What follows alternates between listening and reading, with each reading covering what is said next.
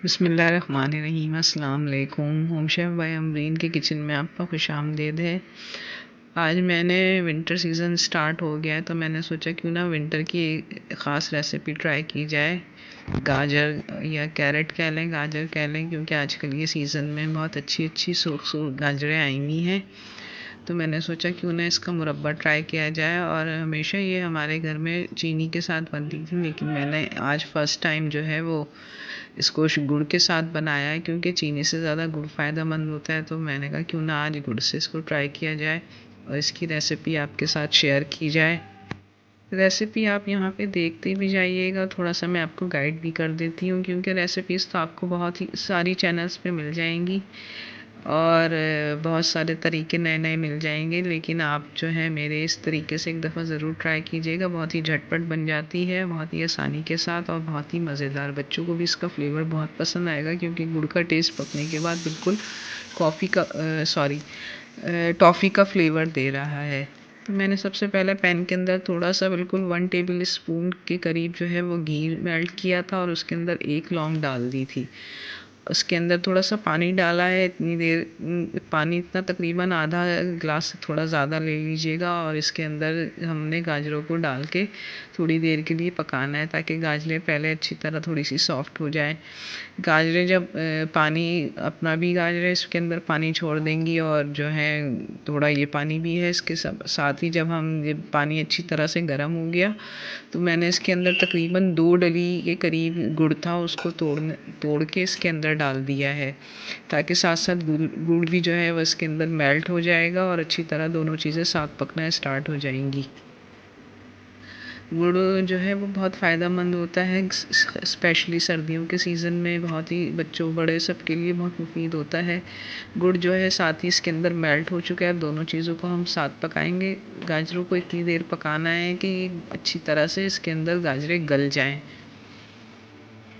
गाजरें और गुड़ और पानी दोनों तीनों चीज़ें तकरीबन साथ पकना शुरू हो गई हैं और इसको अच्छी तरह से हमने पकाना है और थोड़ी देर इसको ढकना रख देंगे। ढकना इसलिए रख रहे हैं ताकि गाजरें जो हैं वो अच्छी तरह से इसके अंदर गल जाएं, सॉफ्ट हो जाएंगी, तो खाने में भी मज़ा देंगी।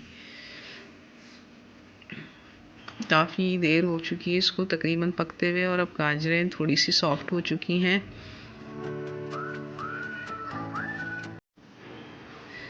मैं मुख्तलिफ़ रेसिपीज़ ट्राई करती रहती हूँ मौसम के हिसाब से, और ये ताकि बच्चे जो हैं तकरीबन सीज़न की हर चीज़ खा लें।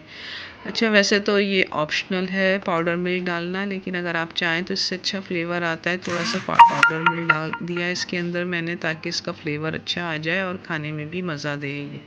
इसको स्पेशली हम जो हैं वो सुबह पराठों के साथ खाते हैं और बहुत ही मज़ेदार लगती है। चाहें तो आप इसका शीरा बिल्कुल सुखा लें, या फिर चाहें थोड़ा सा रखें ताकि वो साथ लगा के खाने में इसका टेस्ट बहुत मज़े का लगेगा। दूध भी इसके अंदर अब साथ पकना शुरू हो गया है। अच्छी तरह से तीनों चीज़ें इसमें पक रही हैं और मैंने इसको ढक के रख दिया ताकि अच्छी तरह दोबारा से गाजरें जो हैं वो गल जाएँ। पानी इसका ड्राई होना शुरू हो गया है और गाजरें भी तकरीबन अब सॉफ्ट होना शुरू हो चुकी हैं। अच्छी तरह से सारी चीज़ें इसके अंदर गल जाएंगी तो टेस्ट भी बहुत अच्छा आएगा। इसके अंदर शीरा आप तकरीबन इतना रखें जितना पसंद करते हैं। अगर ज़्यादा शीरा नहीं पसंद तो इसको सुखा लीजिएगा, और अगर शीरे के साथ खाना पसंद है तो थोड़ा सा शीरा रख लीजिएगा। वैसे मेरी एडवाइस तो यही है कि थोड़ा सा शीरे के साथ रखिएगा। ये देखें, चेक करिए गाजरें भी इसमें गल चुकी हैं और थोड़ा सा शीरा भी इसके अंदर बाकी है।